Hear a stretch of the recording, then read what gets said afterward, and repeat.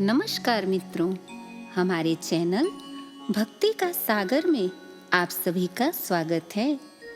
आज हम आपको शिव जी की कथा सुनाएंगे, जिससे आपको पता चलेगा कि भगवान शिव कितने भोले और भक्त वत्सल हैं। शिव संस्कृत भाषा का शब्द है, जिसका अर्थ है कल्याणकारी या शुभकारी। यजुर्वेद में शिव को शांति दाता बताया गया है। शी का अर्थ है पापों का नाश करने वाला, जबकि व का अर्थ देने वाला अर्थात दाता। शिव जी बहुत ही भोले हैं। उनके पास जो भी भक्त प्रार्थना लेकर जाता है, उसे वह अवश्य पूरी करते हैं। शिव पुराण की एक कथा के अनुसार एक बार एक शिकारी जंगल में शिकार करने गया और जंगल में उसे देर हो गई। तब उसने एक बेल के वृक्ष पर रात बिताने का निश्चय किया। रात में उसे निद्रा न आ जाए, इसलिए उसने एक तरकीब सोची। वह सारी रात एक एक पत्ता तोड़कर नीचे फेंकता रहा। बेल वृक्ष के ठीक नीचे एक शिवलिंग था। शिवलिंग पर प्रिय पत्तों का अर्पण होते देखकर शिव जी प्रसन्न हो उठे, जबकि शिकारी को अपने शुभ कार्य का ज्ञान तक न था। वह तो इस बात से भी अनभिज्ञ था कि वास्तव में वह शिव जी की पूजा कर रहा है।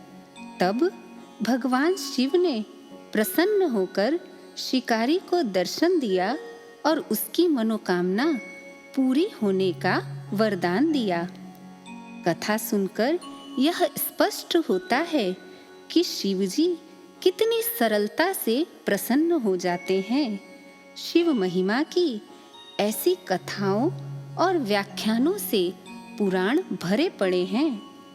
यौगिक कथाओं में ऐसी कई कहानियां हैं जिनमें बताया गया है कि शिव की करुणा कोई भेदभाव नहीं करती। इसीलिए तो मनुष्य हो, देवता हो या फिर असुर, सब लोग भगवान शिव की पूजा करते हैं। एक बार गजेंद्र नामक एक असुर था। गजेंद्र ने बहुत तप किया और शिव से यह वरदान पाया कि वह जब भी उन्हें पुकारेगा, भगवान शिव को आना होगा।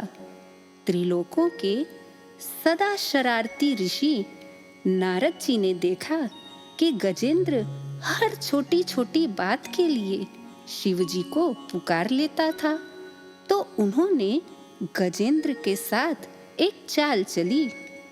उन्होंने गजेंद्र से कहा, तुम शिव जी को बार बार क्यों बुलाते हो?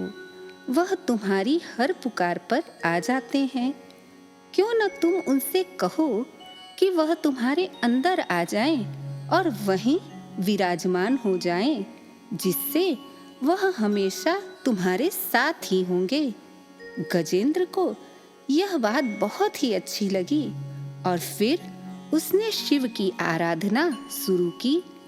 जब शिव जी प्रसन्न होकर उसके सामने प्रकट हुए, तो उसने कहा कि आपको मेरे अंदर रहना होगा, आप कहीं भी मत जाइए।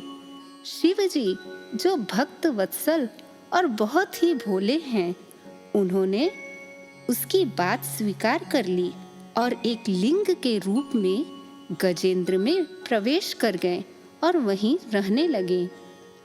जैसे जैसे समय बीता, पूरा ब्रह्मांड शिव विहीन हो गया और शिव की कमी से ब्रह्मांड का हर कार्य रुक गया। कोई भी नहीं जानता था कि शिव जी कहाँ हैं। सभी देव और गण शिव जी को खोजने लगे। काफी खोजने के बाद जब कोई भी यह पता नहीं लगा पाया कि वह कहाँ है, तो इसका हल ढूंढने के लिए वे सभी विष्णु जी के पास गए। विष्णु जी ने स्थिति देखी और कहा कि शिव जी तो गजेंद्र के अंदर हैं। अब देवों ने भगवान विष्णु से पूछा कि वे शिव को गजेंद्र के अंदर से कैसे निकाल सकते हैं, क्योंकि गजेंद्र शिव जी को अपने अंदर रखकर अमर हो गया था। हमेशा की तरह भगवान विष्णु ने देवों की इस समस्या का उपाय ढूंढ निकाला।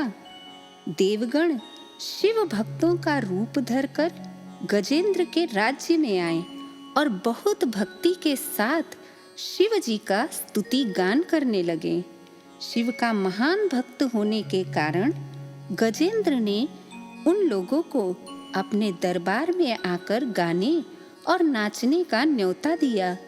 शिव भक्तों के वेश में देवों का यह दल आया और बहुत ही भक्ति भाव और भक्ति पूर्वक वे शिव के लिए भक्ति गीत गाने लगे और मगन होकर नाचने लगे।